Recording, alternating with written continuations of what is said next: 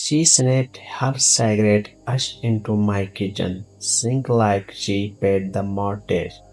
I am heart patient. I asked to breathe, and my son hit me for it.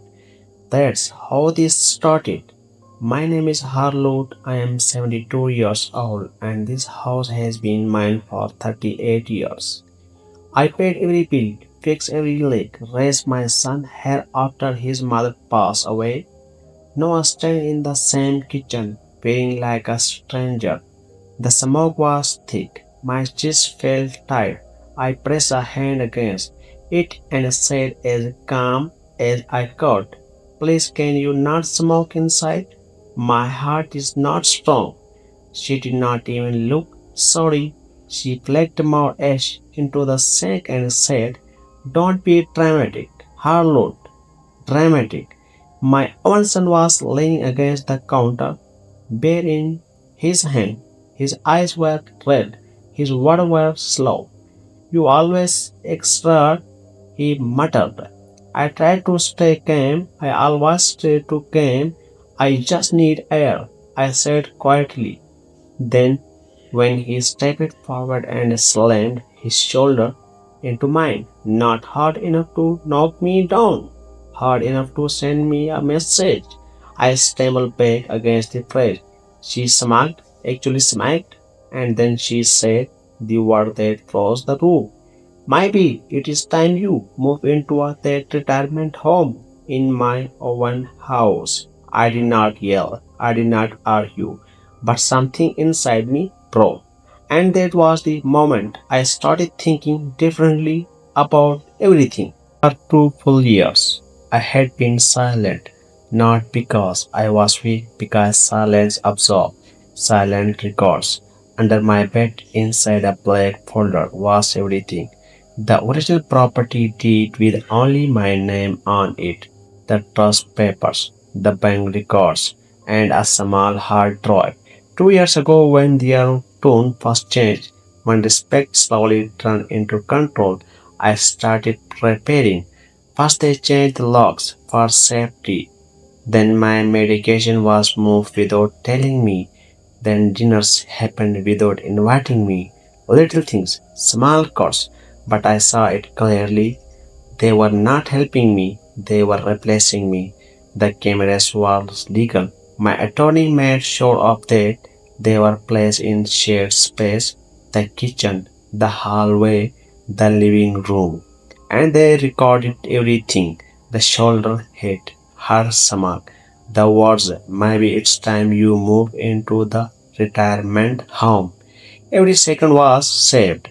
The morning after that night in the kitchen, I visited my attorney. I placed the black folder on his desk and said calmly, "Execute the transfer clause." Because 2 years ago, when they first moved in temporarily, I had added a protection clause to the trust. If abuse or coercion was proven, residency could be terminated immediately, certified legal, unbreakable. 3 days later, the eviction notice was taped to my front door. My son started it like it was written in another language. "You are evicting us," he said. I looked at him steadily. "It's not eviction," I said, "it's a reclamation." When he raised his voice, the sheriff deputy walked up the step. I had prepared for escalation. Flames started falling while they peeked at the door. He muttered, "You are choosing paperwork our family." I answered quietly, "Family does not smile when someone is hit for asking to the breath." Before he left, I added one more truth. "I gave you 2 years of grace. I hate what you become when you stop it being a son." They walked into rain. I shut the door, and for the first time in 2 years, I took a full steady breath. They tried one more move. A lawsuit. My son claimed I forced them out, said I was confused, said I did not understand my own paperwork. I almost laughed.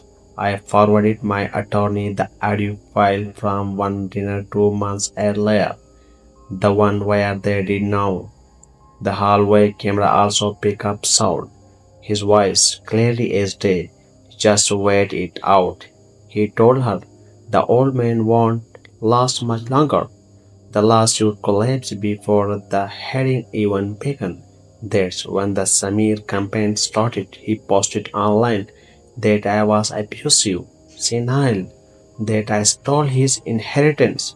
So I opened a blog. I wrote it like a letter to my late wife. I told the truth. I posted the footage, the photos of my bruised shoulder, the foggy paperwork they tried and slipped past me, even their receipt for the $400 laptop. They bought me my coat. It went viral. One newspaper ran the headline, "The father they could not break." Stranger sent a letter, donation poured into the veterinary clinic and the scholarship fund I created in my wife's name. One afternoon, a young woman knocked on my door holding a newspaper, clapping. She said my story great, had the courage to leave her own my abuse home. That's when I understand. This was never about revenge. It was about legacy. Now the house is quiet again, safe. Sometimes I see my wife, Rose, and whisper. I kept my promise. I never let them turn me better.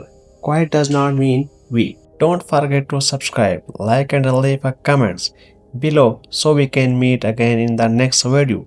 See you in the next story.